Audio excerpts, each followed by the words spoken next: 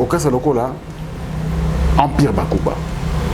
En tout cas, Congolais n'y ont pas de grandeur et le fond de la musique congolaise, paix à son âme, Pépé Calais, qu'on pousse un bébé naïe, côté musique, c'est-à-dire qu'il faut y aller, deuxièmement, Azala qui charismatique, donc on approcher, Azala qui peut facilité. Alors yo à l'époque, à cette époque-là, occasion nini, oyo joaki, pour pousser un bébé naïe à Pépé Calais. Au monde nga Pépé Calais, président Calais, oyemba sala nga plaisir. Pépé Calais de son vivant. Na ba maki, na ba avant concert, na ba nini. Est-ce que comment que moi quand même déjà que moi à peine ça dit qu'il faut sur la peine nga moto. Et là comme président Kala Bamba Bisolo. Il faut tout le ba symbole le bité le ko na prophète na ndo le bamba muka pour na plaisir té. Nga ko pona vérité yo musala nzambo muta vérité.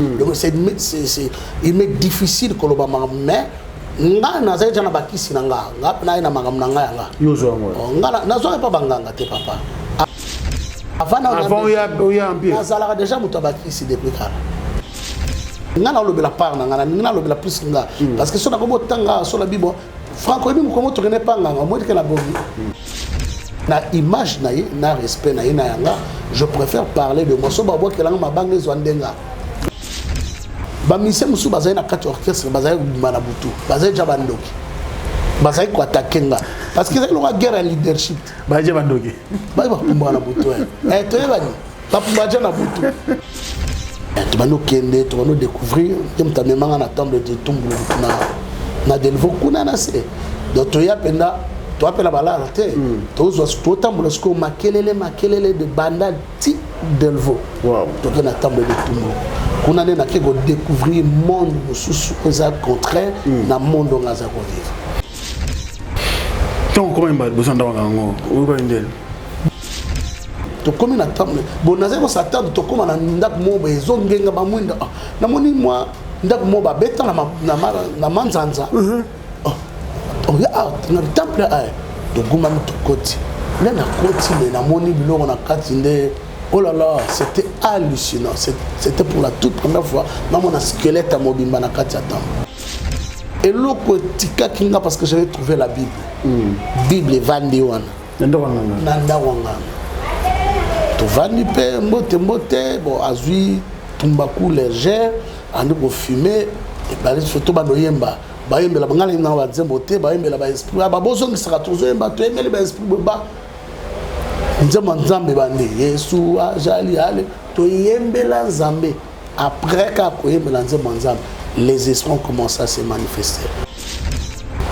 Esprit Bossu Zala qui bombarde le roi de bombes et de grenades a lobby à se présenter après tous Jacqueline dame de toilette ce qui déjà diable assez ciblé à cause aza arbano créer le banzila oyo ya tracer le pourquoi na panneau na oui mais son nzambe asi lokola nzambe asi abenga yo ça la Bible dit le malheur atteint souvent le juste mais l'Éternel il en délivre il y a bilo musu nzambe azolinga atteindre yo pour ça lokola leçon lobby tala bato ba comme lelo ba pasteur impact ni bazui lelo lokola ba comme ba pasteur na impact bazala ki nango tango bazala ki na ba adorateur prophète Serge Yenge pasteur Moïse Mbié, à chantre, Mazaré pasteur, dans sous-bassines églises, prophète, pasteur, le Lorma pasteur, Henri Papa Moulaja, pasteur Mike Kalambay, pasteur, non, il y a Kalaming qui Michel Bakenda, n'a l'équipe Paul Bakenda, bah, s'est préparé à la paix église. Aujourd'hui, on dirait musique qui nous fout à sous-présenter. Au moins, il y a un Zamba Bengo chantre. Eza lokola yo ya ki mwasi libala ba pesio lokumo ebele obongi balatso ba bijou à cher mais tant ko bima kotika lito ino na kwa wenze poyoka obani ko bima sko na vision ya libala yo kota suka libala esani e kufa pe ba kanga yo ngai na koki koloba batu oyo tangelinga ba komo na bango te nazo respecter bango lokola ba chantre nazo respecter bango lokola ba pasteur po ba lobi baza ba pasteur La Bible dit béni soit celui qui vit au nom du Seigneur. Mais vous êtes pasteur de Ningonde, il pas comme ça la église Ningonde. Et ça problème comment vous êtes pasteur Patrice Ngoyi Moussoko. Problème exacté. Ceux qui ont tout banqué na pastoral, ils bien. Nous avons suscité Bayemba solo parce que moi ce qu'on a balobi, nous avons la pose ça à vrai adorateur. Mais vous avez une question. 20 ans d'Iran impact nous jouer pendant que vous êtes pasteur. Tu as quand la bitula yo pour comme musicien parce que vous avez prophété. Avant la prophète na zaino goyemba. C'est loko za katinanga. Na siko na salle là on a des temps, na salle qu'on a temps pour nous avoir mais ce qu'on a pas quoi libérer ça na yembela za objectif. Alors nga na za na église. Yebisanga surtout sur na carte écriture. Na doctrine, Moïse a une église wapi, Esaïe a une église wapi. Événement. Le maestro de la musique africaine Fabregas, le métis noir. Bonsoir la France. Ça c'est la danse du moment. Montagne.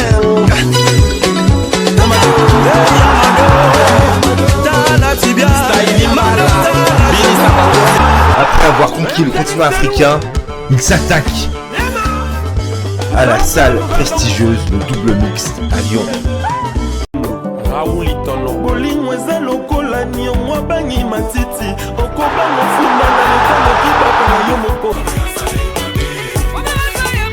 Le 13 mars 2021 à 19h. Billetterie au point de vente habituel. nazo zela ye mwasi yango tufuto bimana basuki nyonso azosala kuna ezobimiseka elongi mabe acha oyo elongi lokola lion azongisa boyo donc ezosimba ete nayebi te soki nasala nini ye wana azobenga nga shuka ozoyoka wana tozoya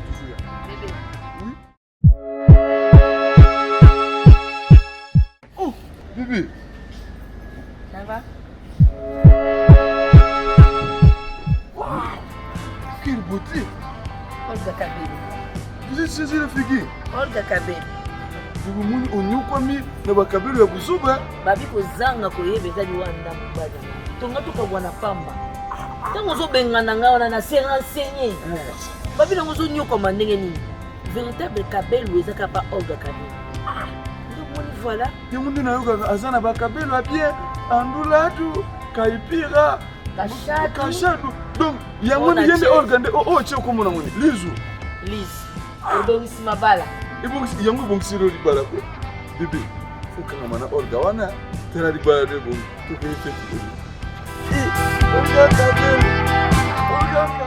Bana King, Bana Dar es Salaam, Bana Poto, Bana Mokili Mobimba, Cité Moko, Afrique Info avec Frank Stemai, Yandankala, Twende. X-Bass, Marandura, Frank Stemai.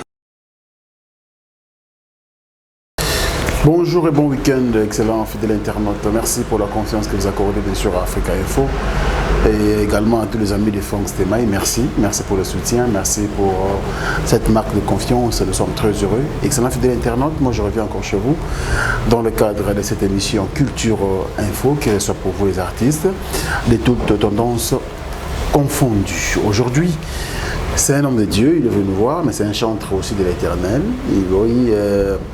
Il ne vit pas ici à Kinshasa, il vit bien sûr en Europe, mais on séjourne à Kinshasa pour le travail. Il est venu bien sûr faire quelques activités concernant son travail. C'est vraiment un prophète, mais aussi un chanteur de l'Éternel qui a déjà un projet réalisé et qui a déjà lancé sur le marché de disques des titres qu'on va découvrir bien sûr en live en quelques morceaux. Il s'appelle Serge Yenge. Serge Yenge, c'est un prophète, mais c'est un artiste, un musicien au type de musique qui un peu plus longtemps. Et Lelo Nzamba Bengaye, Nzamba Osaelaye, on va découvrir son parcours aujourd'hui dans cette émission. Alors je vous prie d'être branché, d'être concentré, de suivre bien sûr cet homme de Dieu qui vient nous voir dans nos installations. Bonjour l'homme de Dieu. Bonjour Frank Stemai. Serge Yenge. Mtona Nzambe. Amen. Moussa de Ankolo. Qui misali? Ouais, ça va. Bah, c'est journée, nous sommes bien. Ouais, on a rythme, ça, mais ça va, on s'adapte. Ça va. Alors, oza muto oyebani mingi, surtout na biso bana banda longwa. Ils na poto, ils la awa, tant ba moni longna bien, oya biso yeyo. Oza na parcours molai dans le monde musical, dans la musique à quartier, les locaux de musique professionnelle, bien sûr l'orchestre notamment Empire Bakuba, Obetina Delta Force, avec le Big One Juna Mumbafuki au sud depuis Londres.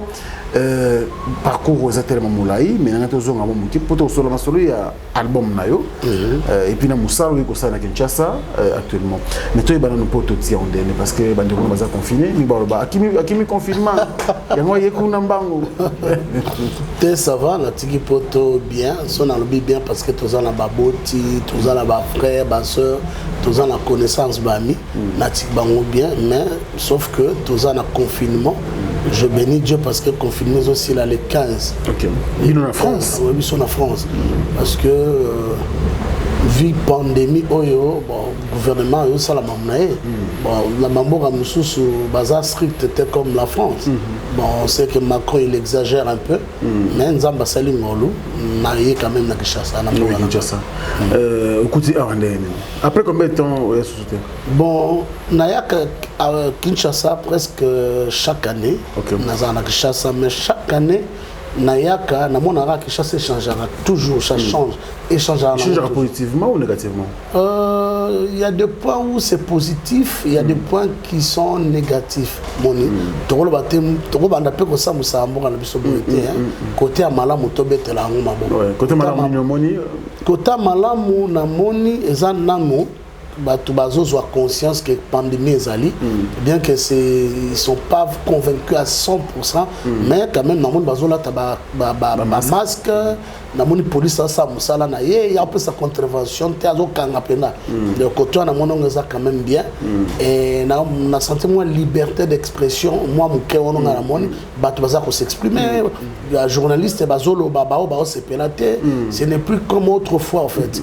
Donc moi, liberté, on est allé, et une chose, nakene ki kotika mwana moko na hôpital le lenge ba yambia kinga nde ba yambeli mwana na sepelaki à moins que eux ils fassent une exception.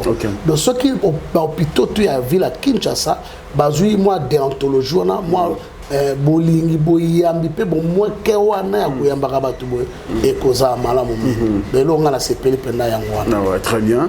Et alors côté Moussa Nzambe parce que aux moto il y a tout le temps et aux moto yo bongwani parce que to beta masoni sona ko bongwana yo na ki paena yo to beta ngwa. Côté Moussa Nzambe comme ça va au moins évolution dans l'église. Bon, et là, on a une émission ça kokufaliwa Galilée. C'est-à-dire Galilée lobaka mokili ramboma bababoui babomi na suka ba pesa raison. Omoni tant to lobaka makambu premièrement to pesa avis personnel. Hein? Donc avis à mutu ezate azo mériter pendraison.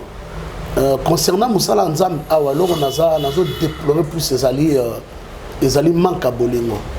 Hein? Donc neti Kouloutou Nabiso David Tambotich akufi akufaki basale lié hommage mais basala ba yembi nzambe ebele oyo ba yeba na to yebi pe to lingaka ba mona ni penza mingi te nakoki ko juger bango te pona na habilité wana te po bango ma yebi ba raison mais tant ba paye bazo mona biso boye et a passe soki lelo to jui ndakisa lelo to jui Kouloutou Nabiso net Félix Wazé quoi sur la jui les kama bongo au moment de musicien tout même na ba comédien même na ba joueur ba roya mais pourquoi pas ba chrétien pour tamutichi azalaki icône na musique na biso to ayeba na ki to mona misala na ya sala mais pour rendre hommage to moni batu ya otanga et sali penga moi passe wana za avinanga et quand neto kala mboka na moi songa mboka na sima ekuke mboyo kanezo zalate o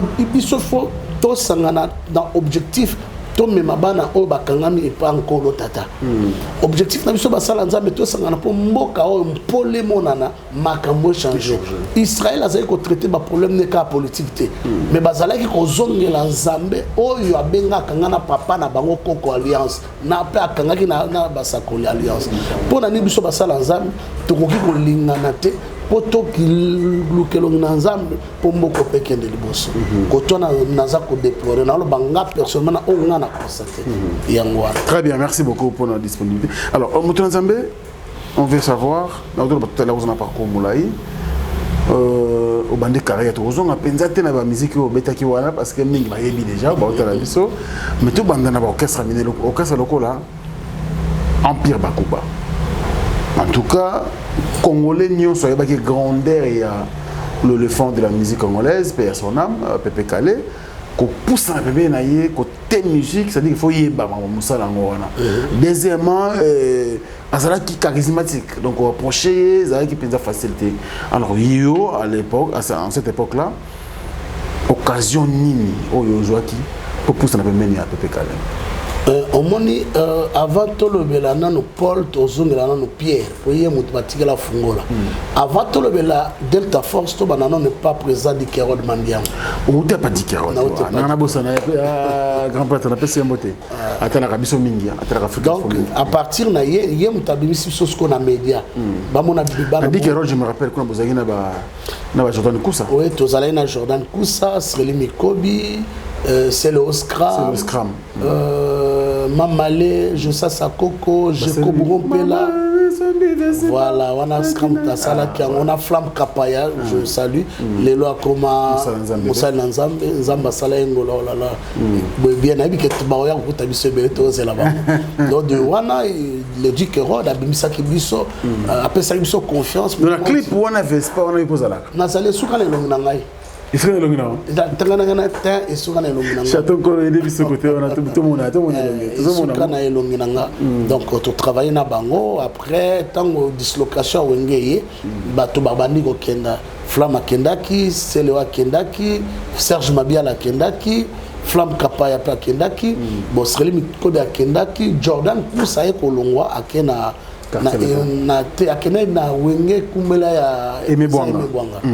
Ngana tikalaki, to tikalaki ngana joli kitunga, to bani ko recruter, présent bani ko recruter, ndena ko mema ngana ko mema Don Fils J3 wazali na Wenge. OK. Il y a pas Don Fils. Ngabute Don Fils comme on a yomona.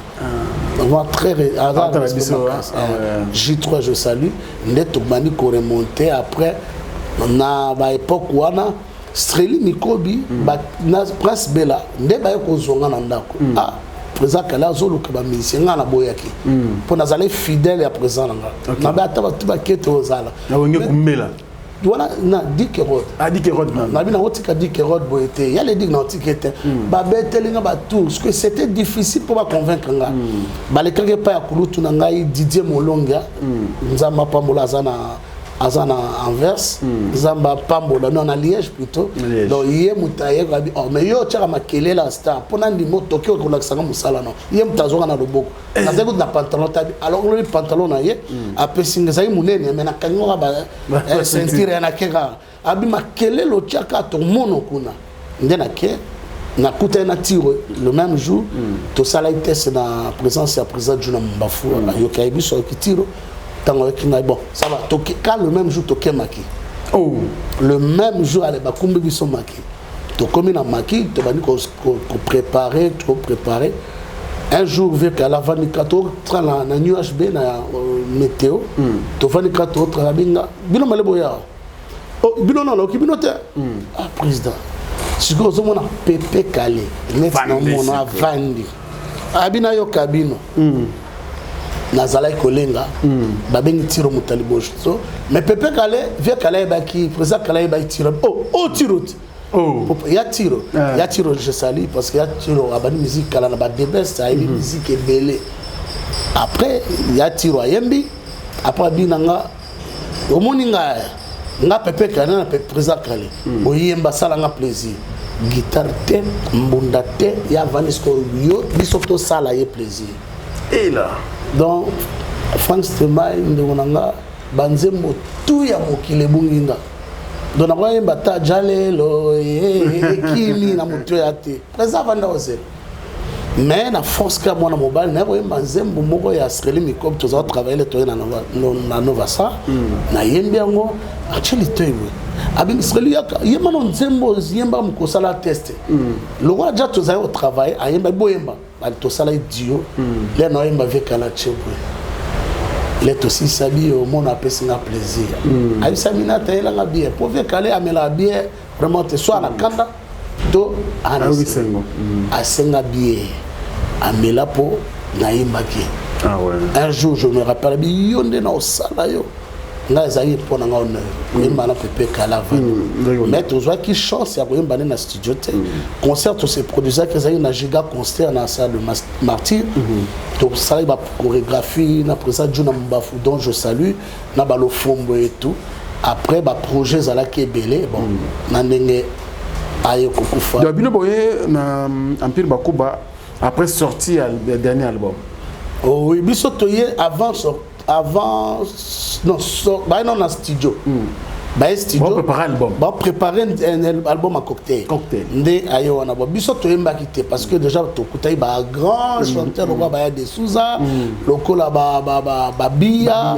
lokola ba vele biso Zemano ba vele Jojo Ikomo ba ya Lodi ba grand chanteur chacun c'est mikumba donc ba yebi ko yemba papa bo cha voana ndeni ba ndenge wana donc pour na biso pembe la bango engeza la port makasi pour on a to bénéficier d'une expérience na bango donc comme idéologie ezalika bon biso to vani bandal donc biso ngastreli na tiro na prince photo créer idéologie yango to pesa idéologie au chaba ba teinture jaune na mutu to la ta chemise à jaune pantalon ya noir au cassol idéologie to yaki na bon mon te pesa vie calé oh mais bana babumi juna bilo yaka mais bana babumi sanga te biso bandal yaki makasi tala bandal to bi non il faut to attaquer objectif la biso yaki to attaquer nouvelle écriture to bi biso to attaquer bango je me rappelle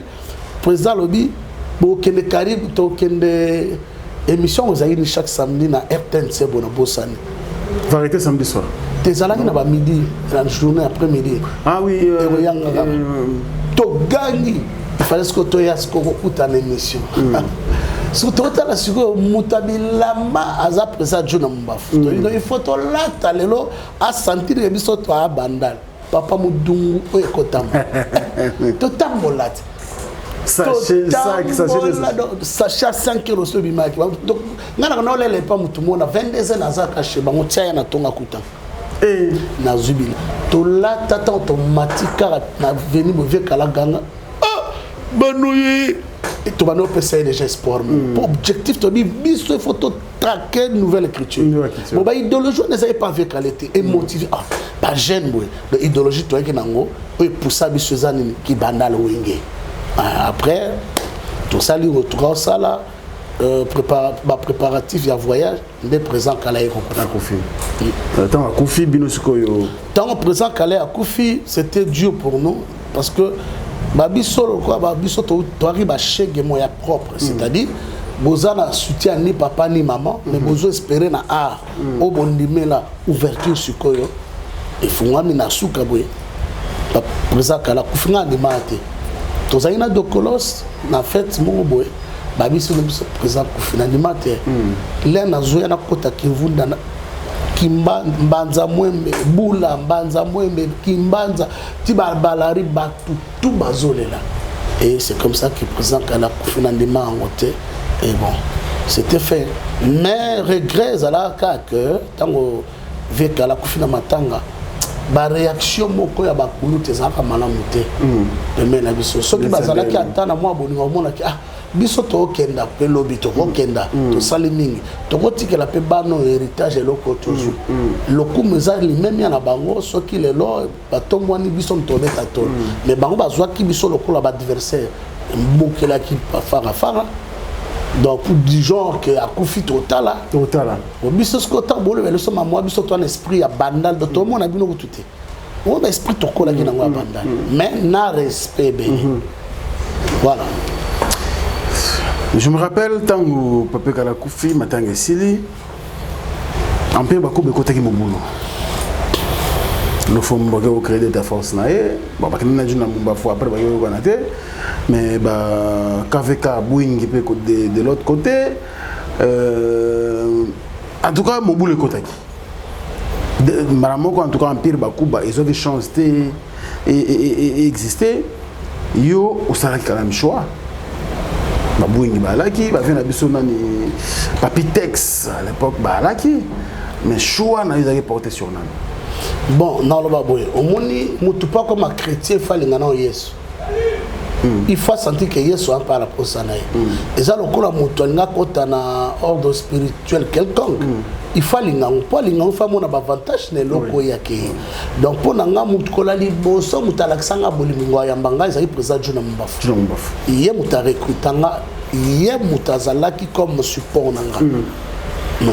Donc na sala ki choix kolandi sa ma réalité tozai ko vivre parce que tant on peut présent Kala Koufi d'être force c'est déjà scindé en deux batalo fomo na batajuna nga na zaina mutajuna na za pe mutajuna na famille tobota mais na za mosali ensemble pour ensemble la pe na lo fomo pour na juna objectif na ko mema bona elongo pour le bipe bala ta motolo lo kwanga soto kei donc ngai vision na ngai soutien na ngai na zaki plus na juna ya wana nanda qui parce que dans un monde la réalité c'est compliqué, c'était très compliqué. Mais beaucoup de maquis. Ce qui est vrai, le milieu musique de la réalité non. Oui. Notamment qui c'est fétiche. Est-ce que vous avez parler de son vivant? Na ba maquis, na ba avant concert, na ba nini. Est-ce que comment comme on a quand même déjà que moi à peine ça dit qu'il faut sur la peine na moto. Bon, moni il faut tout le bas symbole le bité le quoi na prophète na ndo le ba maramuka pour na plaisir té et lo comme président Kala Bamba biso le quoi malobi boye makangwa kisité déjà présent Kale et na mona sika kisité mona ni boye parce que ça le Rwanda quoi battu yo là les so ba chapa no likolo yebite mona lotili ke peli donc moi pena lobela mamba pano pour na yebi ba singa on ba chate donc c'est il m'est difficile ko loba mais nga na za jana bakisi na nga na ina magam na nga nga yo zo nga na zo pas banganga te papa avant ya empire na zala déjà mutabakisi depuis kala Nazala qui monte bakisi son abi nazali de la zone natao conjugaison lingala il y a pas de problème donc avant si aux obéta musique nazala bakisi na dit que rod nazala na bakisi na ngai qui ça va bien ça makasi isala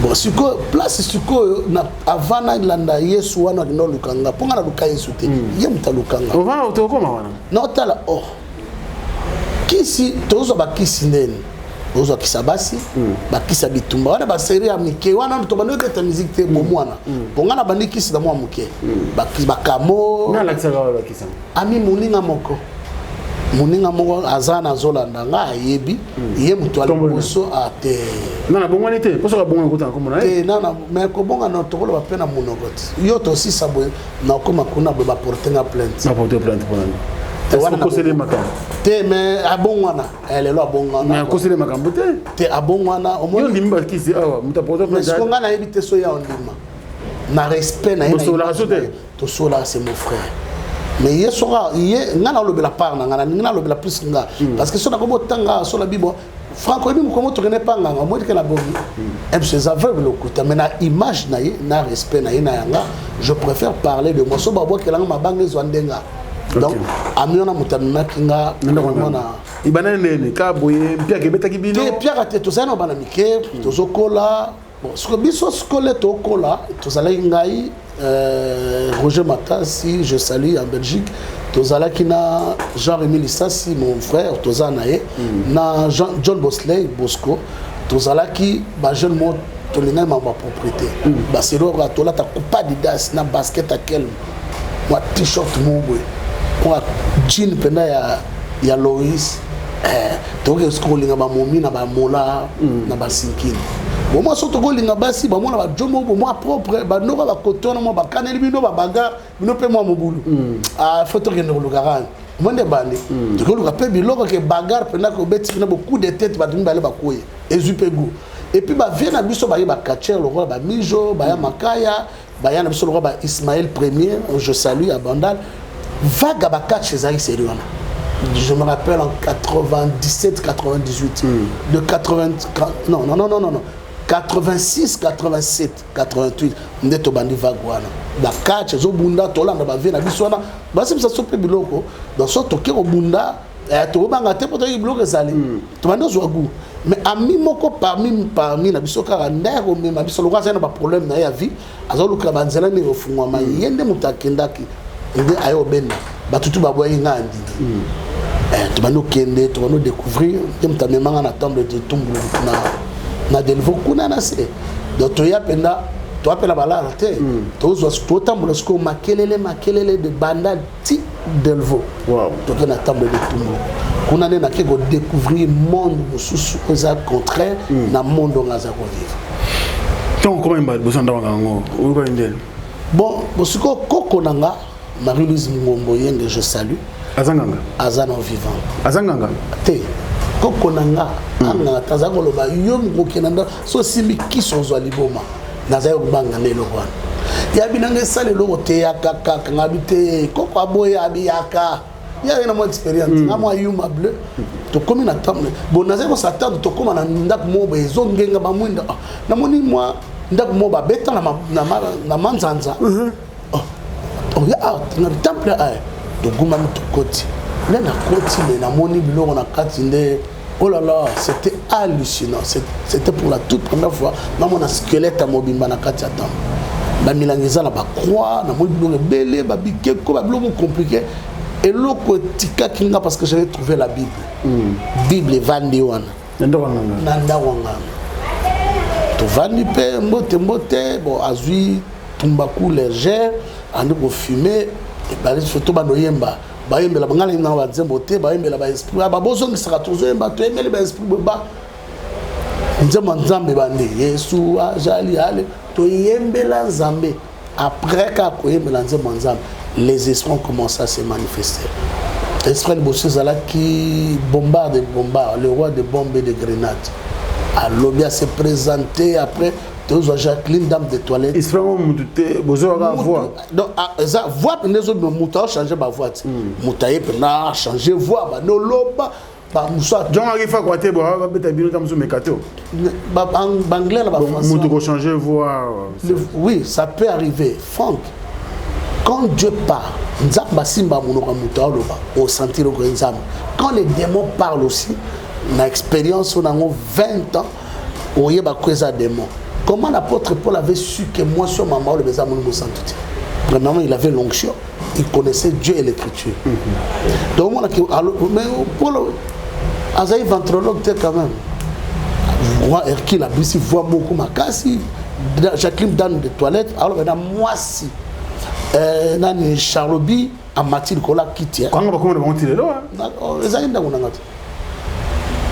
On a mutambinga za tolo munena hotel maliko nati na sika ya kichugo place à Télémi à Sanet Charles tant longue Tex William le premier porteur du monde à Poti Kacha la boya yi Abdul Banachiluba après mutebwe na souke salaki texte dans Paul Beger le plus beau du monde voix bakoko yemtazoloba mbala monga bano sango yepo na problème azolo bonga na yiki na mashamba fasciné na koi na bia masoleza c'est comme ça na bano kota na monde wana to kola zokola nango tu go embrasser monde la musique parce que musique déjà to yebi gezabo na kota na ba neon na kolina nebe ba mezo ba ngange bele na vula Kinshasa na imona muke mais na zena connaissance ma mobile na première initiation na ngezala ki na science chrétienne dans magie ya basango na zone à Kinshasa na venu Croix-Rouge nde ba initier kanga na yeba initiation penda ba bouger ba manini ba tali ba partacle tout ba initier nga na zaipe initier na puissance spirituelle du verbe ya maître de cantor juste na sako mono matabentek na zaipe kuna na zaipe initier na islam comme on a ngazaki Moussa donc moi na mukeme makambo azali ko sala minene bref donc le parcours ma baiser belé tout mata même si toi tant mais toi pas badi que baza benganga ba ami baza benganga lambetenge.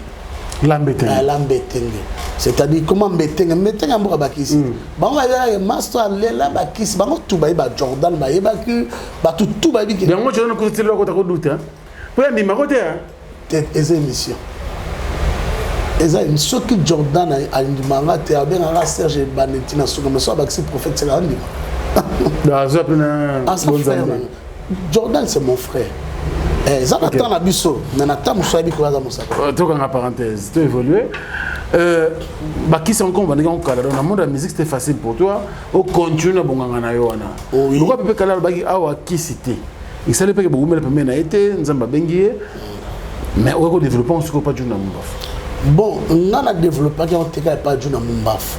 Nga déjà na bomwana nazanga na masolo na nga nazana kati ya makambo wana donc on va expérimenter vendre na nzoto tout ça ozana ngo olinga ngo zala na ngo vie na yo o trouver ngo est comme normal bisika tozo kende alors la onction to kena Benin onction zana atola na mbetu na hôpital mo centre azaka na yo de la même manière eza obiso qui déjà diable asa cibla yo à cause aza abano créer le banzila oyo ya tracer le pourquoi na panneau na oui mais son nzambe asia lokola nzambe asia benga yo ça la dit le malheur atteint souvent le juste mais l'Éternel il en délivre il y a bilo musu nzambe azo linga atteindre yo pour ça lokola leçon lobby pour former yo tant nzambe mona ke bisika bonimbo yambi na yo zo suka nzambe intervenir a longolo na likamwana donc nzambe azo talela yo azo tikela autant oh mutabongo na kateka pour lingi abongo na kapo nzamba traceler mais nzamba soka traceler a tchana kati na eloko mona suka baki onde zatananga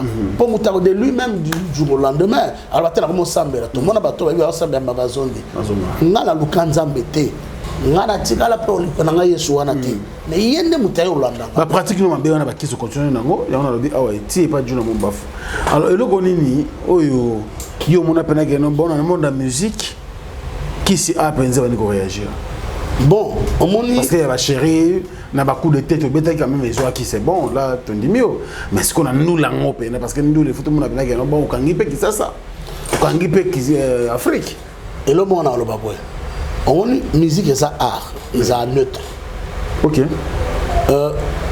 artiste au hasard que ça musique yende mutako définir position musique nena eloko alingi pour atteindre objectif bato belé bana ba orchestre ça la succès ba banate mais peut-être sur le plan spirituel ils ont fait des dégâts énormes succès ce qui se passe à notre succès zambe ne mtape ça ba tout succès pour ce que tali bato ne ba yemba na ba orchestre moi bato bazo yemba na dimension de l'habilité mais mutu so zo yemba ne bien te na la succès donc c'est un domaine très compliqué alors même yemo juna mumbafu président ayeba itenga na simba bakis ayebi angote elle est vinanga oh mais dans orchestre juna mumbafu tango na zone ba mise musu bazai na kati orchestre bazai mana butu bazai jabandoki bazai ko attaquenga parce que c'est la guerre à leadership bazai jabandoki ba kumba na butu to yebani ba kumba na butu bon nga personne okena ba côté na nga bu ba yebisanga ke mutu wana za lui pour comment niveau mana butu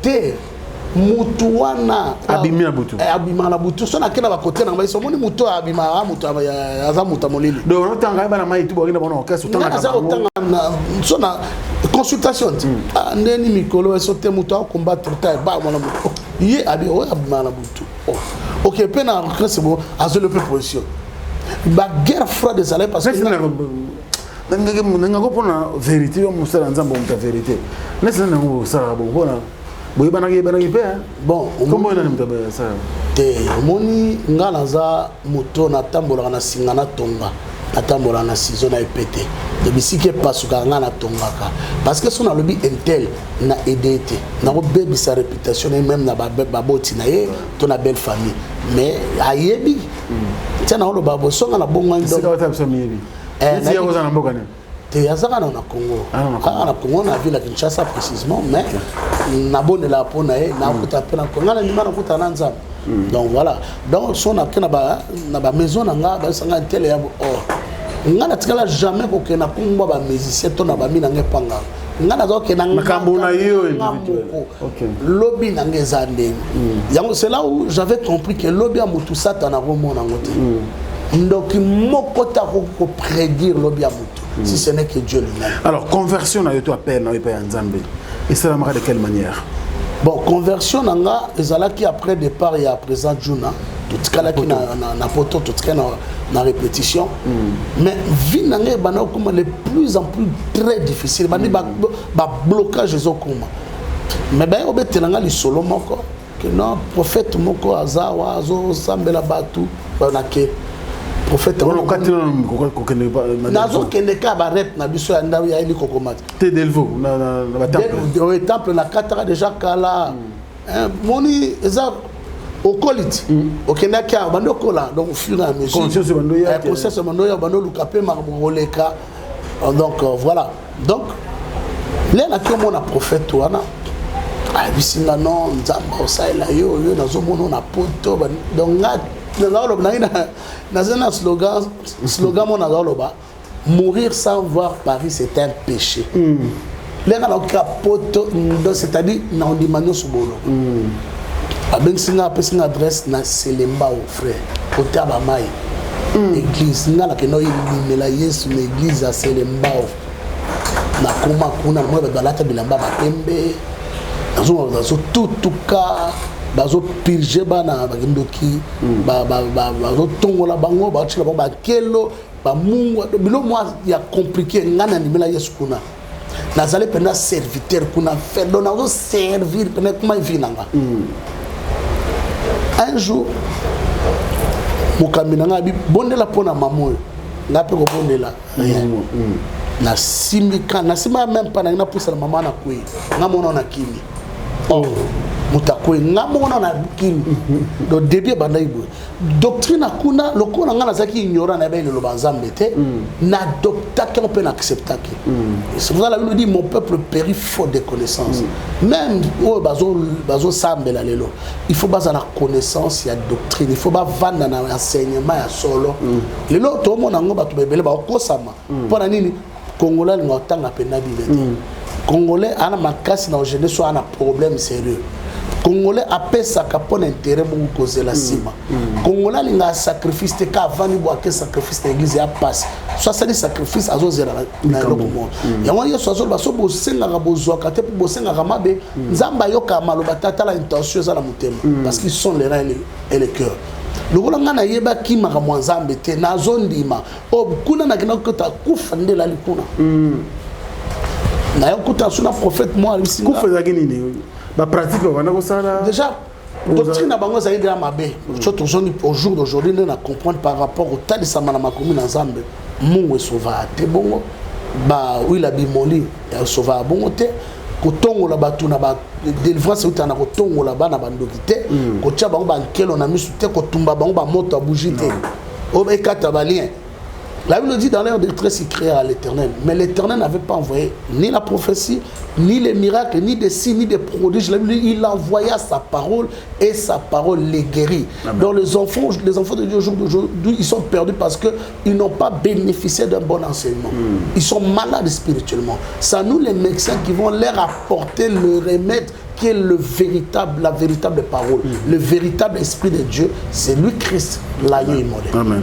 Donc, prophète l'église wana solo ngweto okufangara nako sa papa na ngabia ya za musala nzambe tana misala mabe ngana okura na ngombe tango sa nyeso wana ozo continuer musique na nazo continuer na répétition mais jour où naza na répétition tozo répéter na organiser qui concert moko na mo ba petit moyen concert bandika on a joué na poto présent na poto tozo yemba ka pa na ozone maman na moneti flash tche na musukanga pa so mutaleki bona mona makamne zoko mama o aleki bo makamwa ba so aleki na mona makamwa vina donc j'étais à deux doigts na bano prophétiser mais naza na ngala bakisi nanga naza kana no musicien nazo kene peka kuna na se retenir wana bezabi do début quoi makambo bano banda wana après mukolomoko na uti répétition na kati avant nazo ke l'église na biso wana na kiti na V12 na Selembao nazo kota après faut kitati ba kota mamai na beta libaku tant na beti libaku na tombola na mutu mo atelemi liboso nanga atelemi liboso nanga mutu wana alataki robe a vous avez na tablette mo za na ba pierre moko 12 alati sandal ya posoniama mais ba kango loko ya basinga ba yuda awa zalaki na ba boule moko azalaki na kordawa azane koti atalanga pe na zaki un peu hypnotisé la tikali alors je me nomme le souverain sacrificateur Aaron na yebi pe mama baron te so azana ngana yebi na ngote ngana yebi ka ba maison na maman na ki mutuma betinga bo tant na tourner na tala le monsieur l'être là azaki sauté na Franck na ki mama utile lo na sala footing na ba ki mama ngone na kima na niveau bleu dans son force à kima de côté on a tina côté en cascade de l'église et si ban côté il papa na chef kimia na Yesu tellement na kura na komi na kimia ni na expliquer do wana de mili mama be mo mili boto bengana yango na Zolanda ngape na croire oh na bonele sama lisute église de choses ayi bakango na ba sac ba chance c'était mon petit porte nazo kaskolo kitomolo wa dinosaure les ana film otambola mabele ninga ngana ko musike zoya nazo tala mutaote na cher ba na une basi minga bo na baloli ngelo batalisa ko na porte nazo bona lio moko zoya ya musika azo pusa nazo kuma munene na mona mutu mo avane likola liona ala tiro ba pembe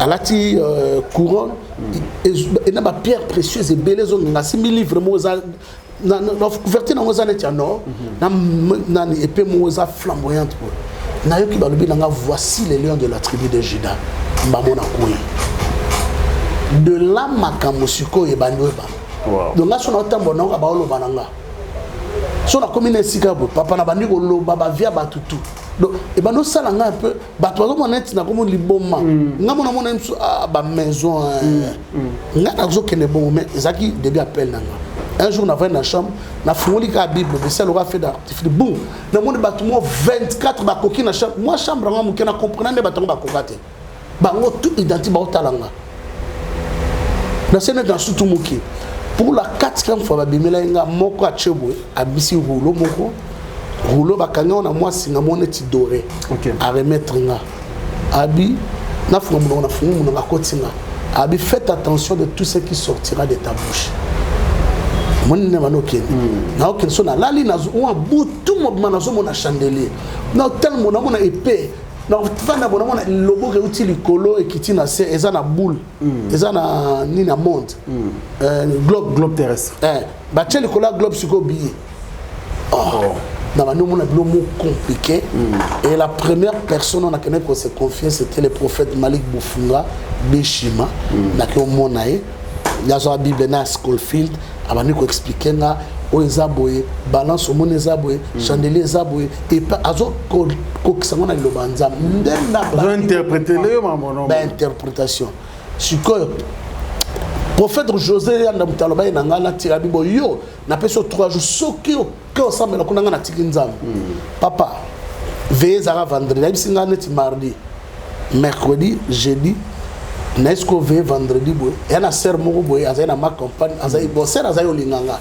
amona ka moi Franck Nara Boga na commencé Boga j'étais un peu mignon là amona ce qu'on a ba milliers moi Selembao moi j'aime moi moi bien amona ko tia moi lisu ce que mon kambi pe amona peut ka nenga azali ba boxe neka bo yo za suspendu bimawa oh na comprendre mbala mokole na komo zonga na nzela ba isanga oyoki ma ba isaki lobi na ngona ka prophète avant na wana nazanga na ba petit na mi balé bazape na banda radar 1 na radar 2 moko radar 1 zai pas lukinanga basi akito radar 2 zai pona banganga yemta na nga vie mère moi za koto ba isinga ayina nga vie star ezana me vie moko azana banda terrible do yema ka mbere atete papa na la tambala mo batala ke jeune moi bandal tala 14 heures niveau mo ezala relati cuir pip na kan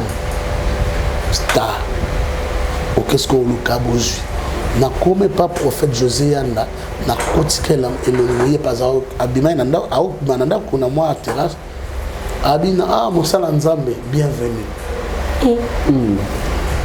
mutute kara mosala nzambe apambola yo esi pecho meme na swa meme ngande na bite vio vanaka obi tango ba sai na mana général comme boire na mai ngai na kama qualité ba mai mususa ba propriété ka mayoyo ya journée pour mai journée à sanitaire na peut-être ngai pendawa rien abi vie vanda maman no sakolon papa na mono ke ne pote ngabia petit c'est bon les solo ka nzambela parce que na ina devine elle va mourir sans voir Paris c'est un péché on est allé slogan nanga donc ka poto naki alobi yo sena nzambe ko lekanga yo nzamba auto wana ko tunga na olinga ngote sona ka kota poto moto mesepeli otambola bamboka bia bofuka mana buna na ngoro bena ki star ngo et puis succès pété ya mpia kana chele ko tango tchenga mabongo na ko j'ai commencé en même temps à prophétiser mais si qu'au jour d'aujourd'hui tant on a zongi na écriture na hotel c'est que molimo na nzambe pe ko kiko sala na kati ya moto asa posséder parce que nzamba souverain mais so na zongeli yango nzamba capable de tika moment moko ata molimo mabe atatola kaza nzambe mais associé ça que wana molimo mabe atatoli na yoka yanga très bien c'est comme ça yango na pe na bano qui me pe kuna na ndenge na eko bongwa na déjà na bongwani na ko kende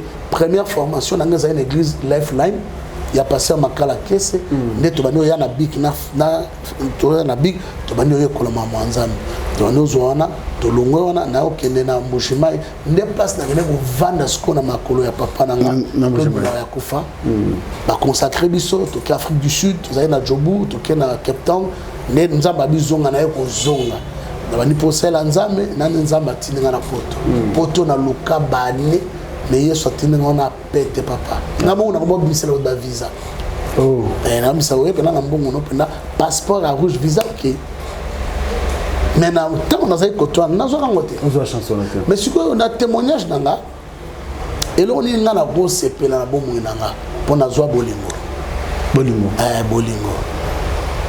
na kuta pena na bolingo ya Yesu wana ponga na koli na affection à papa na maman te na déjà na botama prématuré na koli vi na na balabala fanga na teka kwanga na teka pen misa juna penda juna na poto gale na kumoteka penza na kena boko village kono tsala makala na ma tepena ba camion baza ipena na likolo mama ne kotiti koto na teka makala na mola tema na ko noir makala na kitika kotibo oye banga na onde ta vie na lala na ba salon de coiffure ola la pour vendre nakutana yaona nzembo na yembi beluma motema na ngai asalanga bien yesu abie makasi lelo pe na komi moto ya mbinga lelo pe na te ya évangile ça fait 20 ans depuis que la conversion na ngande na osal album ndimbola.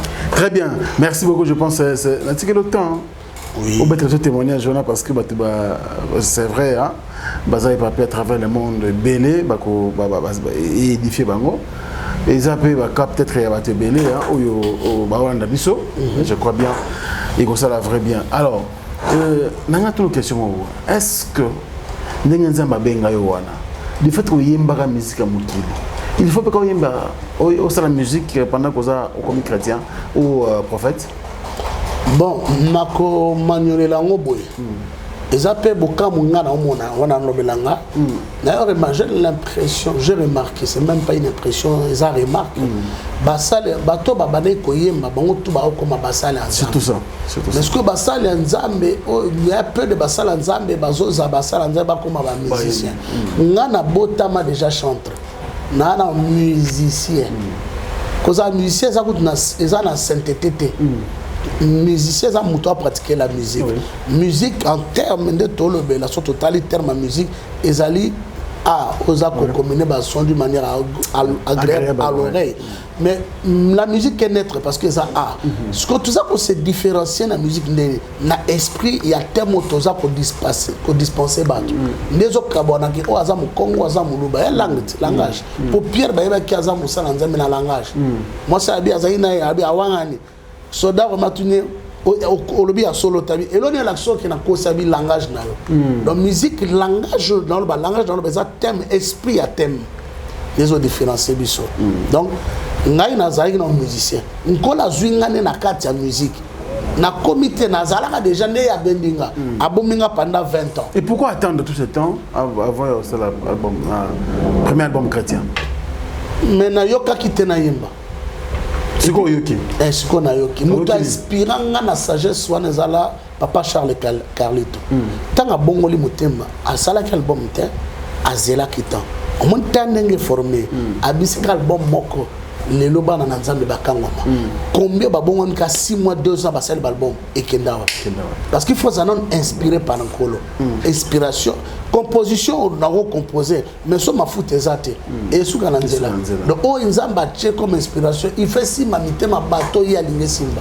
Yango na sali na eko sala kufunga la porte on Nkolo inspiré nga na emi ndimbola comme album. Album comme on Ndimbola. Et comme on Ndimbola. Vous avez combien de titres? Ils ont 7 titres. Ils ont Ndimbola comme titre phare. Ils ont Nkona. Ils ont Bolungwa Motema. Ils ont Belema. Ils ont Yesu Azalia. Ils ont Talita Kumi. Ils ont un sens. Oui, mais tu es sur le Lingala. Et quand on a un Lingala français, ils ont un sens. Ils ont un sens. Ils ont un sens. Ils ont un sens. 6 titres. 7 titres. 7. Ouais.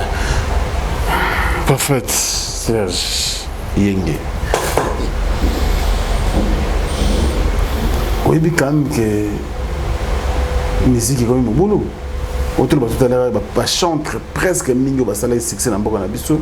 To ba o ba ça succès, ba comme un sous-bassement, d'accord autant que ba comme pasteur Moïse Mbié.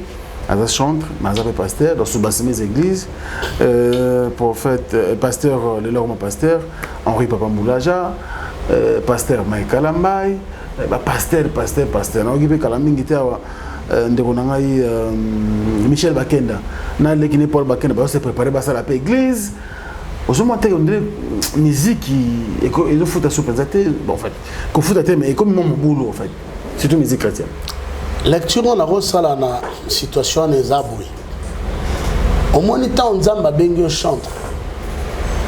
Eza lokola yo ya kimosia libala. Ba pesio lokumu ebele. Obongi balatso ba bijou à cher. Mais tant ko bima kotika litoy non na kwa wenze poyoka. Obani ko bima sko na vision ya libala yo kota suka libala esani e kufa pe ba kanga yo. Ngai na koki koloba batu oyo tangelinga bakombo na bango te nazo respecter bango la ba chante nazo respecter bango lokwa ba pasteur po balobi baza ba pasteur.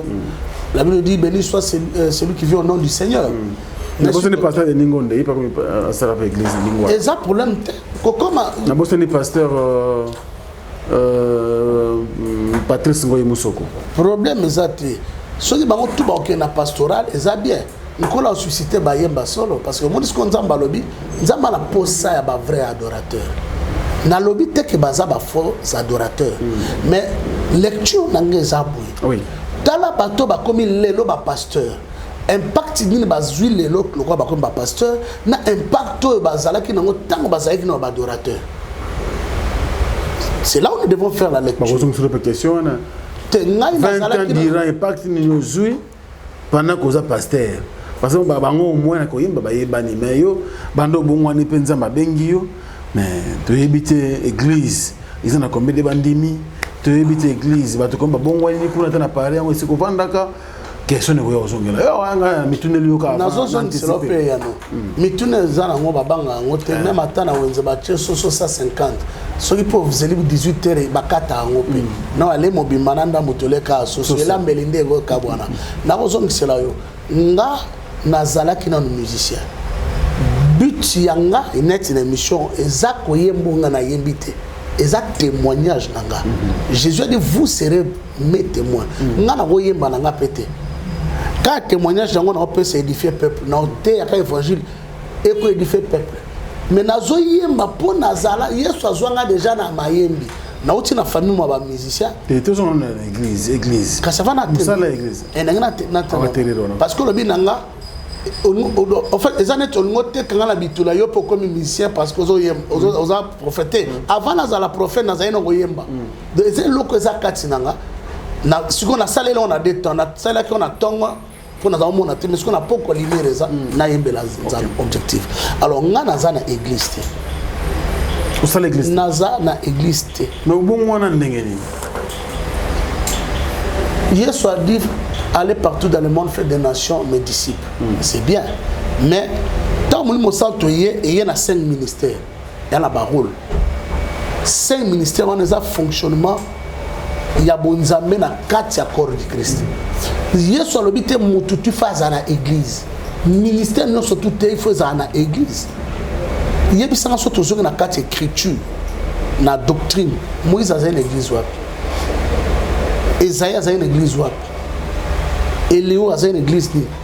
Jérémie a une église. Un prophète est un mouton à yaka pour pesa makanisi na nzambe na bato. Mouton avant de s'abattre une église à pasteur. Évangéliste a un mouton roi munganga ya sukola kamuta bongisi a sukoli a bongisi avant d'ici l'église. Apôtre ye musana tala mabele ni nango oyo et sengeli pas avant ça etonga. Docteur Moussa Neza a traité Batouté, a traité enseignement bozo pesa bana na Nzambe. Nga Nzamba ibisinga mambo église na sala. Bon yo prophète Moussa Neza. Nga ko ibisa batu ko yela batu pensa Nzamba likolo. Pe côté ya batu. Un prophète rôle na ye. Oyebi pona nini na ozonga nana. Oui. Tango to zongi na tongo. To ko mona ke Nzamba poni peuple mo Israël. Mais Nzamba tambo si peuple on a 3 principes. Le premier principe c'était le principe de la royauté. Le deuxième c'était les principes sacerdotal. Et le troisième principe c'était le principe des prophètes. C'est-à-dire Dieu lui-même choisissait les rois. Alors on peut sa royauté na tribu de Juda. La preuve en est, expliquer la preuve en est, Saoul a revenu dans le pouvoir pour Oumelate parce qu'il y a qui tribu, il y a Judas.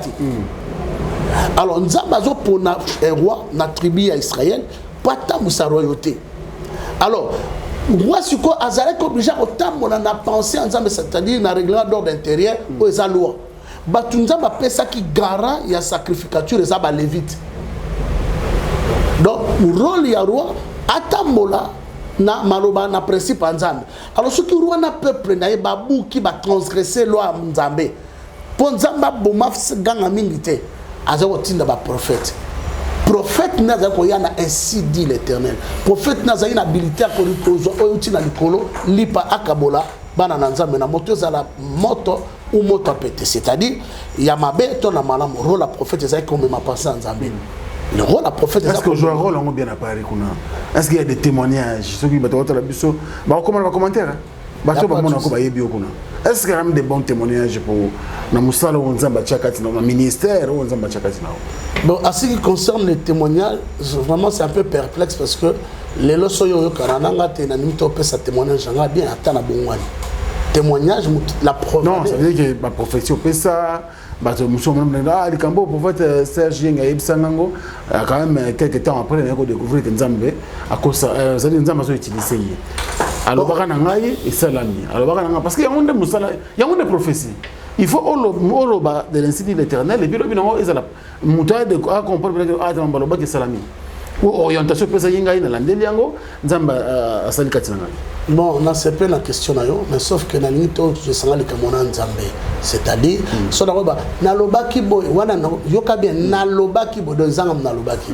Mais lokwa ngam na lobate bato ba yoka o bakomaka. So baza sembo ba ndimaka nzambe wana kokisela bango ba on ba témoigner. Ngana ngina na pari bota biso. Oh, na église ni ko na terre. Na terre na église belé, na terre après na église belé. Donc yo mo sambela wa. Ngamo na sambela na église tena bino na église tena. Oh, mais na sangana na libota na ndako. Colonna le binanga te bâtir. Naza missionnaire. Mais t'as église à mon tour, vous ressemblez à terre. Naza missionnaire. Missionnaire à terre partout. Tu comprends ça? Na quartier vanda wana, bobe on a arrondissement no vanda wana. Te ngala za na tukwa ba église c'est belé. Donc l'église mio faisait belé, on a mon église montée c'est ça. La Bible dit c'est poussé par l'esprit que les hommes ont parlé de sa part. Ponga mosakona kenesi que faut pas nzamba le bâti. Bon dit non pesa ngwa. Ah. Aïe. Pendant nous musango za na se ya katala. Donc parce que bino boter a biso pesa dim, pesa offrande. Il y a la place na pesa dim nanga. Mais oui, et c'est biso msa nzamba ko ça. Et en tout cas, eza place na pesa dim eza. Wapi. Te eza muto azali ali adim nanga. Nani? Te na ko tombolé. Papa mulimo na yo bombie. Na lobi ana mutu moko apesa ga. Nzambe yemo. Te azo nzamba ya ko kitate na pesa ga dim nanga pa mutu. Na poto. Wali aka dima musakolo. Dim nanga mususu na ibi ndenge na zalanga na nzambe. Mais na pesa. Yuso côté ya batini boter biso concernant dim. Mutu ko pesa ngo wapi pa nani. Et puis mutu ngo faza mutu ba ko pesa dim ngo faza ndenge ni. Bon, la question na yo na ina comprendre bien. Ngai na za chrétien, nga Frank Stemai. Au conseiller nga nini concernant domaine ya dim. C'est-à-dire, j'ai l'argent, exemple, merci ko. Akabeninga pour le bignon saute. Apesingai $500. Maintenant on a $50 on appelle ça dîme.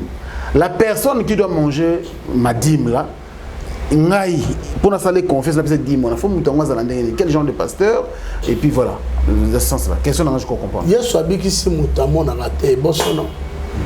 Aibise joie offrande na yo kinotika na temple za église. Soko za na église oyo vana na makola mutu lokola ntoma, okopesa dîme na.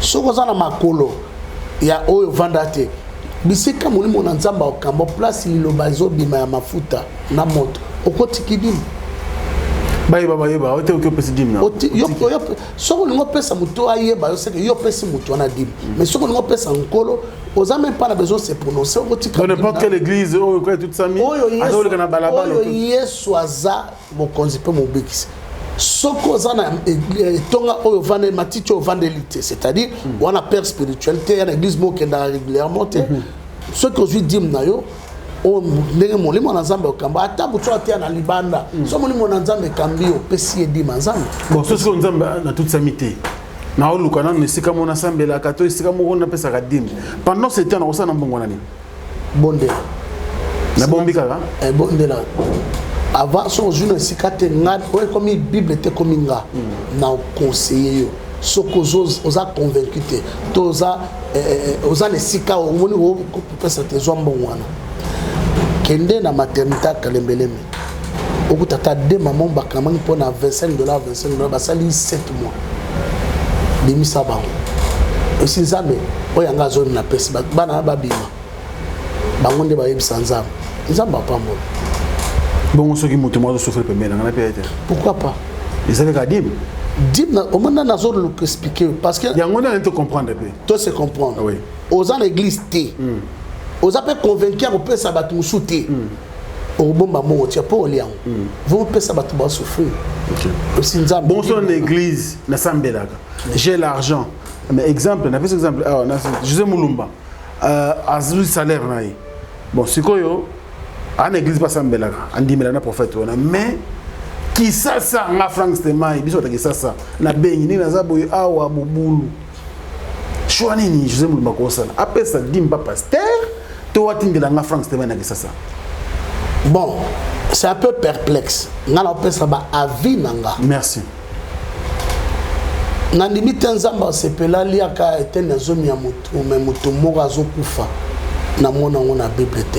Même David a côté na temple a côté place ma pa oyo basimba kate azali na nzala liake Abiatar azala ki sacrificateur ya kotale esungi ete David a kufaita na Abiatar a kufaita omoni tika muta kufa te po pesa nzambe dino même nzambe osepela nango te sunga ya pembeni na ye buyo nde nozolinga nzambe koleka mais prochain na ozolanda ete kolinga ete c'est ça ce qu'on appelle l'amour du prochain. Je voulais comprendre ce côté-là parce que mingi va expliquer biso mwana bien te puis ba te belé ba troubler dans le domaine wana. Voilà. Je crois qu'on a une bonne réponse et puis merci pour cette sincérité et ça les biso vrai bien. Alors na Kinshasa quand même oye je sais qu'on a période promotionnelle pour un album na yo ils ont 7 titres et c'est sort pour quand? Date où c'est quand? En tout cas, la sortie officielle de l'album Ndimbola aura lieu au mois de mai. Mois de mai année prochaine. Année prochaine, parce que nous sommes déjà arrivés à la fin de l'année. Le temps que Tobong Samakamoya, on a précipité Kinaya. En même temps, Toboya PJ Bessière, Vidité, Naëli Bino, clip Yabulgamotema, Nabolgamotema. J'en profite de l'occasion pour. Clip Yabulgamotema, Nabolgamotema. Clip Yabulgamotema. Ok. Un clip Moko, Yabulgamotema. Et là, on a un clip Moussousou, il y a 2-3 clips au l'air, na sortie officielle de to réaliser auto exto tande la bino likolo ya mboma boyo kangope. Très bien. Alors pendant que ça est-ce que programme ezate est-ce que sauter ipe na église moko songolo pas kala parce que biso l'église azo sala bato kende et oyo ka bongo baluke zongi en réalité penani ne sont réalisés depuis ces jours dans Kinshasa. Bon moi nous sommes côté na Zamba ata zunya mater boya ata na makemba abukimbi la sali abukimbi la sali Mosaka Pondu asali nzenze batubale. Donc on a un programme le 29 oyo. C'est dimanche 2020 na Bandal sur l'avenue Palabale pa ya Kulutu na ngaya Roger Kinkani. Ah Roger Kinkani. Oui, tous en la soirée Ndimbola de 15h à 18h. Donc, tout on a porté un Nzambe. Je remercie d'abord l'apôtre qui Pidaka Songo et Cynthia Kapache. Maman, merci pour l'apport. Il y a Roger Kinkani, apôtre Chiben Chibang, merci pour le soutien à Bino. Donc, tout ça, on a dimanche, tu as Nzambe, tu as adoré Nzambe, tu as présenté Bino quand même Bolinga Motema. La soirée spéciale Bolinga Motema. Soirée spéciale Bolinga Motema. Vous en avez quand vous yemba tout si c'est ok ou bien il y aura encore d'autres programmes. Bon place bana Nzambe basangana baemba akate. Babana no golia lipa. Les lobanzambe zali to kana le lobanzambe. Donc les pas on ne peut ça vite. Nzamba qui tana loyembo oui mais avant d'arrêter na lilo. To lia no lipa après tu adorer Nzambe na suka epanzani mutu na mutake na ndambo lipa parce que mon Nzambe za photo et photo ba pasola il faut que quand ça pesole on est biselo Nzambe le témoigner. Très bien. Merci. Alors nous sommes à la fin l'homme de Dieu Serge Yenge dernier message na bana Nzambe talebiso et puis na communauté congolaise mo à travers le monde. En tout cas, Nzambe alola apambola mbonga na biso Congo. On a remercié mon président de la République, le président Félix Tshisekedi, naba effort azo sala pona mboka, naba nyonso bazo kamba mboko, quelle que soit tendance. Ngai message nanga na royebisa bino botala ka ba mabe ya baninga na bino te. Boba na pe kozongisa miso na kisima ba oyo baza ba peuple na bino boza lokwa ba papa botala pe passe na biso et to bo se soutenir biso pe bana na Nzambe na ba prière to soutenir pour mboka oyo et kenda liboso pe na limemia bana na Nzambe nyonso to kutana le 29 novembre 2020 à Bandal Bisengo chez Roger Kinkani na venu par là-bas la numéro 2 boya to savourer moment wana et aux ala moment toko to kumi sanzam témoignage à Serge Yenge ozala avant tu faut na témoigner o nzamba sala ponanga on a utaki na elo côté nzamba meninga lelo pe lelo na zolo belabino vraiment bana na nzambe toyokana surtout ba pasteur to zala bolingo nazala passe na motima komona mutologola icône tambotich teach akufi lelo na loyembo ya hommage batu musuba mona nité alors ce qui te a bolingo biso moto za na bolingo parce que la Bible dit Dieu est amour to l'accent no bolingo to se soutient batikami misa mike boyemba oui parce que ba misa mike eza bien mutamuke ezala bien parce que soyo mitie likolo nzamba okitsa il faut ça nase nzamba tombola ki merci beaucoup Moto Nzambe Serge Yenge pour na passage dans studio na biso on est riche mabeni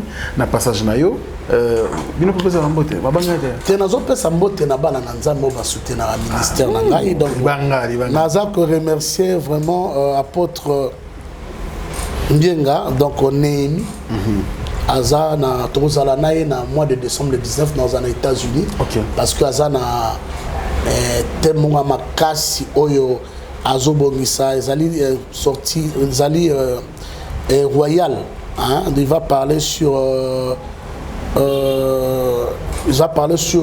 la bénédiction, il va parler comment revenir à Dieu pour être béni. Némi Mbengi, vraiment merci papa nanga, je serai là.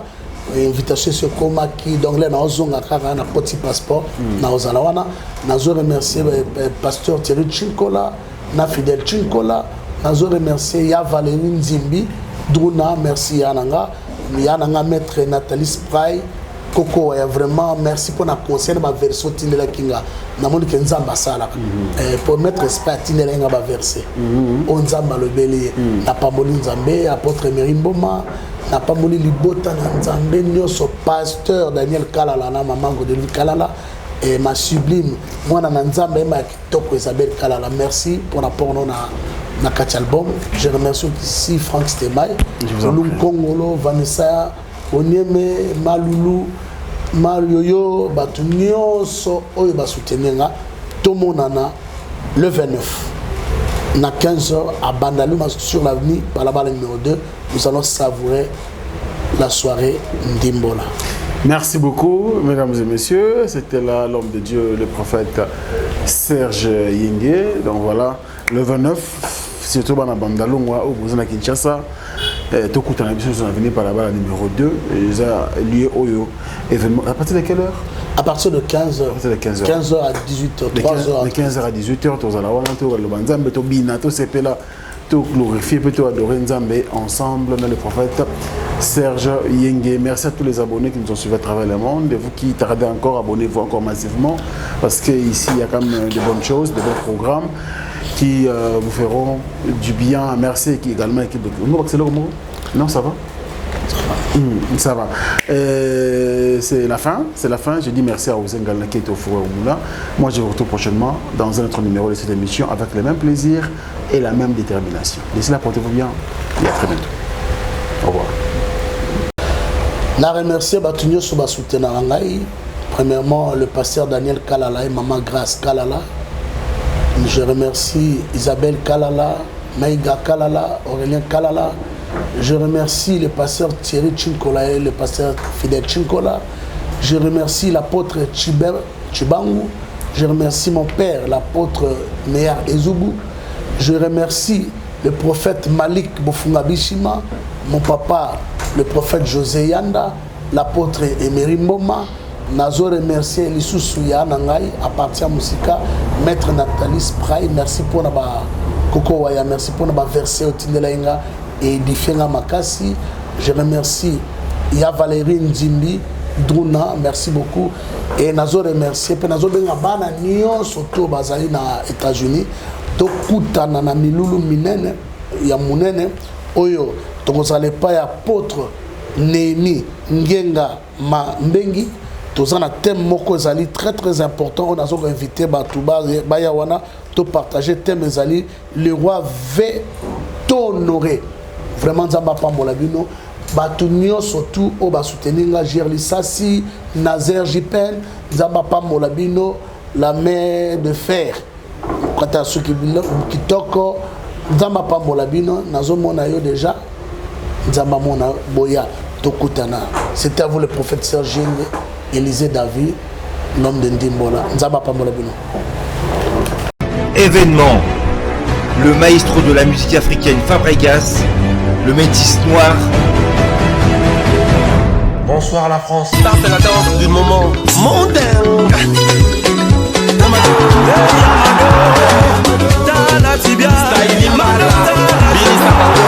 Après avoir conquis le continent africain, il s'attaque à la salle prestigieuse de Double Mix à Lyon. Raoul Itono. bolingo eza lokola niongo bangi matiti okobanga funda na lekolo kibaka na yo moko. Le 13 mars 2021 à 19h. Billetterie au point de vente habituel. Depuis navandaki nazozela ye mwasi yango tobimana basuki nyonso azosala kuna ezobimiseka elongi mabe acha oyo elongi lokola lion azongisa boyo donc ezosimba ete nayebi te soki nasala nini ye wana azobenga ngashuka ozoyoka wana tozoya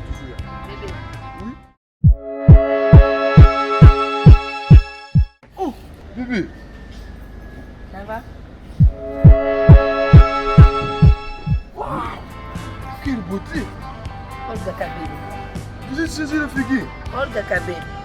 Vous m'avez dit que vous avez Kabeli à Boussoba. Babi kozanga koyeba ezali wanda mubada. Tonga tukabwana pamba. Tango zobengana ngawana na se renseigner. Babi na ngozo nyoko mandenge nini? Véritable Kabeli ezaka pa Olga Kabeli. Voilà. Il y a des gens qui ont des Kabeli à bien, Andulatu, Kaipira, Kachadu. Donc, il y a des gens qui ont des Kabeli. Lizu. Liz. Odonisi mabala. Et bon, il y a des gens qui ont des Kabeli. Bébé, il faut que tu aies Olga wana. Tu as des Kabeli. Tu peux faire tout. Olga Kabeli. Olga Kabeli. Bana King, Bana Dar es Salaam, Bana Poto, Bana Mokil Mobimba, CTS Moko, Afrique Info avec Franck Stemai, Yandankala, Twende. X-Bass, Marandura, Franck Stemai.